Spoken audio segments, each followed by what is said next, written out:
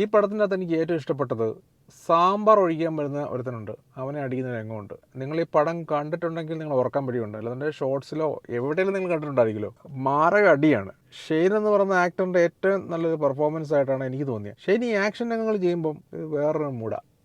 അത് പല പടങ്ങളും നിങ്ങൾ ശ്രദ്ധിച്ചിട്ടുണ്ടെങ്കിൽ നിങ്ങൾക്ക് അറിയാൻ സാധിക്കും. പടത്തിൻ്റെ പേര് ബാൾട്ടി എന്നാണ്. പടം ഇറങ്ങിയിട്ട് 9 മാസത്തോളം ആയിട്ടുണ്ട്. OTT പ്ലാറ്റ്ഫോമിൽ ഇപ്പോഴാണ് വന്നത്, സോണി ലീവ്. പിന്നെ പടത്തിൻ്റെ കഥയെക്കുറിച്ച് പറയുമ്പം സ്ഥിരമായിട്ട് പറയുന്നൊരു സ്റ്റോറി തന്നെയാണ്.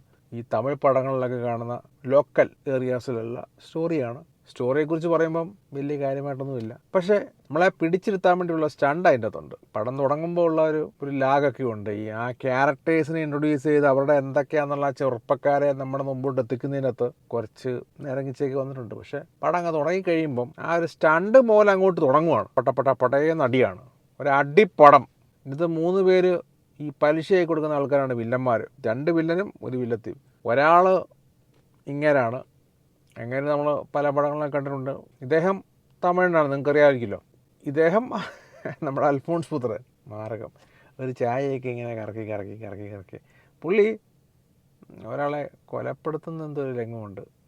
അതൊരു മാരക സാധനം തന്നെ കേട്ടോ. പുള്ളി കോളേജ് പിള്ളേർക്ക്, യങ്സ്റ്റേഴ്സിനൊക്കെ പലിശ കൊടുക്കുന്ന, മറ്റേ പുള്ളി കുറച്ചുകൂടെ മച്ചുവേർഡായിട്ടുള്ള ആൾക്കാർക്ക് കൊടുക്കുന്നത്. പിന്നെ ഒരു പലിശക്കാരി, ഇന്ദ്രജിത്തിൻ്റെ വൈഫ് പൂർണിമ ഇന്ദ്രജിത്ത്.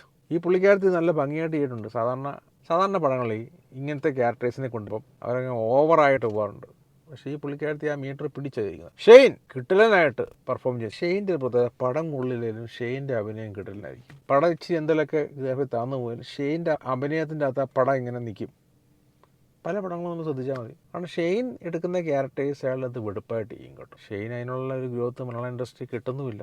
അദ്ദേഹത്തിൻ്റെ വർക്കനുസരിച്ച് അയാൾക്ക് കുറച്ചുകൂടെ പടം കിട്ടേണ്ടതാണ്. ഷെയ്ൻ്റെ കൂട്ടുകാരനായിട്ടുള്ള പുള്ളി, ഇദ്ദേഹം ഏഞ്ചൽ ജോൺ മോഹൻലാലിൻ്റെ, അതുപോലെ തന്നെ പുള്ളിയുടെ മറ്റേ ഒരു ചക്കരക്കെട്ടി അങ്ങനത്തെ ഒരു പാട്ടിലിരുന്നു, തമിഴ് പടത്തിലെ ഒരു പാട്ടാണ് ടാക്സി മറന്നുപോയത് നിങ്ങൾ. അതിനകത്ത് ഡാൻസ്, നല്ല ഡാൻസറാണ് പുള്ളി. മോഹൻലാലിൻ്റെ ഓവർ ആക്ടിങ് ആയിരുന്നു ആ ഏഞ്ചൽ ജോണിൻ്റെ അകത്ത്. പുള്ളിയുടെ മദറും ഫാദറൊക്കെ മലയാളത്തിലൊക്കെ അഭിനയിക്കുന്ന, ഫാദർ വലിയ ഡയറക്ടർ ഇടയ്ക്ക് മരിച്ചു പോയില്ലായിരുന്നു.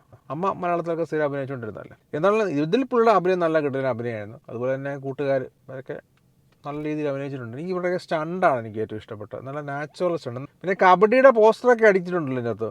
കബഡിക്ക് വലിയ റിലവൻസ് ഒന്നും ഇല്ല, അടിക്കാണ് നല്ല റിലവൻസ്. കബഡി പിന്നെ അതിനകത്ത് ജസ്റ്റ് ഒന്ന്, കാരണം ഇവർ കബഡി ടീമിനെ എടുക്കുന്നുണ്ട് ഇയാൾ, ഈ നമ്മുടെ ഈ വട്ടിപ്പലിശക്കാരന്മാർ അങ്ങനെയുള്ള കബഡി ഇൻക്ലൂഡ് ചെയ്യുന്നുണ്ട്. അതിനകത്തൊരു കബഡി ഫൈറ്റും കബഡിയിൽ കപ്പ് കിട്ടുന്നൊന്നും അല്ല കഥ. ഈ പടത്തിൽ ഏറ്റവും കൂടുതൽ നമ്മളെ പിടിച്ചിരുത്തുന്ന ഒരു ഘടകം ഈ സ്റ്റണ്ടാണ്. പിന്നെ ക്ലൈമാക്സിലോട്ട് വരുമ്പോൾ ഉള്ള ആ സ്റ്റണ്ട്, ഇവരെല്ലാം ക്ലൈമാക്സ് വരുമ്പോൾ നമുക്ക് സങ്കടം വരും കേട്ടോ. എല്ലാവരും തമ്മിൽ വെട്ടിയും കുത്തിയും ഒരവസ്ഥ നമുക്ക് കാണുമ്പോൾ സങ്കടം വരും. ഇതിനകത്ത് ചതിവുണ്ട്. ഈ 2 ടിപ്പലിശക്കാരന്മാരെ ഒതുക്കിയിട്ട് പൂർണിമ ഇന്ദ്രജിത്ത് സാമ്രാജ്യം കീഴടക്കുന്നു. ഇവർ കൂട്ടുകാരെല്ലാം തമ്മിൽ തല്ലിപ്പിരിഞ്ഞ് പോകും. അവസാനം നമ്മുടെ ഷെയ്ൻ നിഗം ഈ നാട് വിട്ടു പോകുന്നു. പുള്ളിയുടെ ഗെയിമും ആക്ടിവിറ്റീസൊക്കെ ആയിട്ട് പോകുന്നു. ഇതൊക്കെയാണ് കഥ പറഞ്ഞ് പോകുന്നത്. സ്ഥിരം പറയുന്ന, എനിക്ക് ഈ പടത്തിൻ്റെ കഥ പല പടങ്ങളുമായിട്ട്, തമിഴ് പടങ്ങളുമായിട്ട് സാമ്യം തോന്നി. പക്ഷേ എന്നാലും വാച്ചബിൾ മൂവിയാണ്. ഷെയ്ൻ്റെ പെർഫോമൻസ്, സ്റ്റണ്ട്, ആ സാമ്പാറൊക്കെ കൊടുക്കുമ്പോൾ അവനെ ഒരു അടിയും കണ്ടിട്ട് പോക്കെ എടുത്തിട്ട് ഏറൊക്കെയുണ്ട്. അത് കിട്ടില്ല സാധനം കേട്ടോ.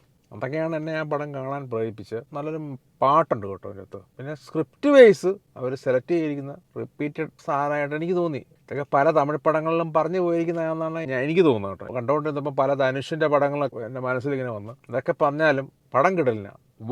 വർക്ക് ബേസ് ചെയ്ത് നോക്കി കഴിഞ്ഞാൽ കിട്ടില്ല വർക്ക്. ഷെയ്ൻ്റെ അഭിനയം ഞാൻ പറയാനാണ്, ഒരു ക്യാരക്ടർ കൊടുത്ത് ഞാൻ അതിൻ്റെ മീറ്റർ പിടിച്ചങ്ങ് നിൽക്കും. അയാൾ വിട്ടുകൊടുക്കത്തില്ല. ഒട്ടും വിട്ടുകൊടുക്കാതെ അയാൾ എങ്ങനെ അതെങ്കിലും കൊണ്ടുപോകും. ഇത് 9 മാസം മുമ്പാണല്ലോ ഈ പടം ഇറങ്ങിയത്. പിന്നെ ഇത്ര ലേറ്റ് ആയത് എന്താണെന്ന് എനിക്കറിയാം. ഞാനത് പടത്തിൻ്റെ OTT വന്നോ എന്നൊക്കെ ഇടയ്ക്ക് നോക്കും. ഈ 2-3 ദിവസമായുള്ളൂ OTT പ്ലാറ്റ്ഫോമിൽ റിലീസായിട്ട്. സാധാരണ എനിക്കൊന്ന് 2 ആഴ്ച 3 ആഴ്ചയ്ക്കുള്ളിൽ OTT റിലീസ് കിട്ടും. നിങ്ങൾക്ക് ആക്ഷൻ മൂവീസൊക്കെ ഇഷ്ടപ്പെടുന്ന, വാരി അടിക്കുന്ന, പൊടി പാറുന്ന അടി നിങ്ങൾക്ക് ഇഷ്ടപ്പെടുന്ന വ്യക്തിയാണെന്നുണ്ടെങ്കിൽ മസ്റ്റ് വാച്ചാണ്. പറ്റുന്നുണ്ടെങ്കിൽ ഈ പടം OTT പ്ലാറ്റ്ഫോമിൽ കാണുക. സോണി ലീവിലുണ്ട്. ഒരു നാട്ടൻ പ്രദേശത്ത്, ഈ കേരള തമിഴ്നാട് ബോർഡർ പ്രദേശം, ആ ഭൂപ്രകൃതിയൊക്കെ കാണുമ്പോൾ നമുക്ക് മനസ്സിലാവും. ആ ഒരു ലൊക്കേഷനിൽ ഇങ്ങനെ നാട്ടിൽ കിടന്ന് വെരുങ്ങി നടക്കുന്ന ടീമുകളുടെ ഒരു കഥ. Okay, bye, take care.